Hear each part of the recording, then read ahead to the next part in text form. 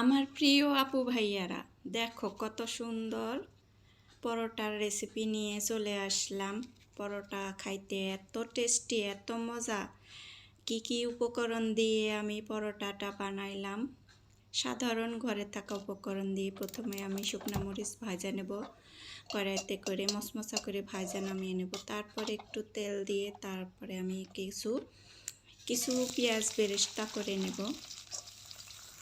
এখানে একটু পেঁয়াজ বেরেস্তা করে তারপরে ভাজা ভাজা করে নামিয়ে নেব। একটু মশমশা করেই ভাজবো। একটু ভাজা হয়ে গেছে, এখন নামিয়ে নিতেছি। এরকম পরোটা প্রায় বানিয়ে খাওয়া যায়, শুধু একটু মানে প্রিপারেশনটা একটু এরকম করে নিলেই হয়। তো এখানে দেখো আমি কিনেছি আলুর মধ্যে কাঁচা আটা দিয়ে যে এত সুন্দর পরোটা হয়, এত মজা হয়, তা কি আর ভাবা যায়। এই তো এখানে আমি আলু ম্যাশ করে নিয়েছি, তারপর একটু লবণ দিলাম। এই তো শুকনা মরিচটা আগে একটু গুঁড়া করে নেব, ডলে ডলে ভালো করে গুঁড়া করতে হবে। দানা দানা থাকলে, পাপড়িগুলা বড় থাকলে মুখে বাজবে, ঝাল লাগবে, বাচ্চারা খাইতে পারবে না। আর এত মজা হয়েছিল, এত মানে কি আর বলবো। শুধু রুটি পরোটা, এই পরোটা শুধু এমনি খাওয়া যায়, কিছুই লাগে না এর সাথে। এখন এই তো আটা মাখিয়ে নেব। আটা পরিমাণ মতো দিয়ে দিলাম, আলু একটু বেশি দিছি, আলুর আটাটাও একটু পরিমাণ মতোই দেব, সমান সমান করে। এখন এই যে মাখিয়ে নেব। তারপরে যে কড়াইতে আমি তেলে পেঁয়াজ ভাজছি, ওই কড়াইয়ের থেকে তেলটা আমি নিয়ে নিতেছি।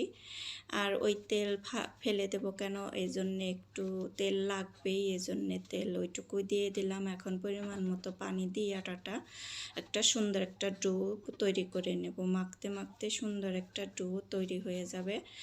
এই তো দেখো, দেখতে দেখতে আমার ভিডিওটা যদি ভালো লেগে যায়, আমার রেসিপিটাও যদি ভালো লেগে যায়, একটা লাইক দিও আর পাশে থেকে যাইও নতুন কোনো আপু ভাইয়ারা হলে।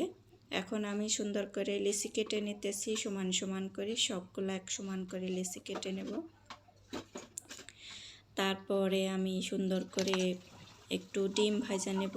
আমার ছেলে মেয়ে তো যত মজাই হোক, যত খালি খালি খাওয়া যাক, কিন্তু তার ডিম লাগবেই, এজন্যে ডিম ভাজা করে নিলাম। এইখানে তো আমি রুটিটা বানানোর জন্যে একটু সুন্দর করে আগে গোল গোল রাউন্ড করে করে রেখে দিতেছি, যাতে সুন্দর সফট হয়। একটু সময় রেখে দিলেই সুন্দর সফট হয়ে যায়, ভালো লাগে বানাইতেও, মেলে তাড়াতাড়ি। যেখানে আলু দেওয়া হয়েছে ওইখানে আটাটা টাইট হয় না, নরমই থাকে।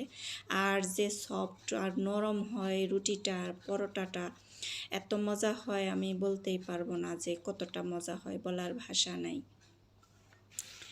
যদি বিশ্বাস না হয়, এভাবে একবার বানিয়ে খেয়ে দেখতে পারো যে কতটা ভালো লাগে। এখন এই যে রুটিগুলো আমি বানাবো আর ভাজবো, সুন্দর করে বানিয়ে বানিয়ে কিছু রাইখে তারপরে ভাজবো।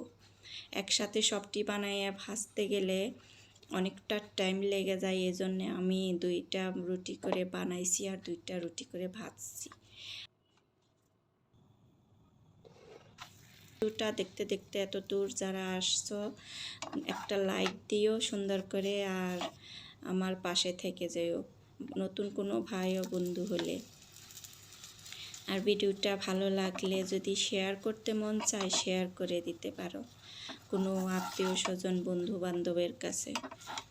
দেখে আমার ভিডিওটা দেখে তারাও একটু উপকৃত হবে হয়তো।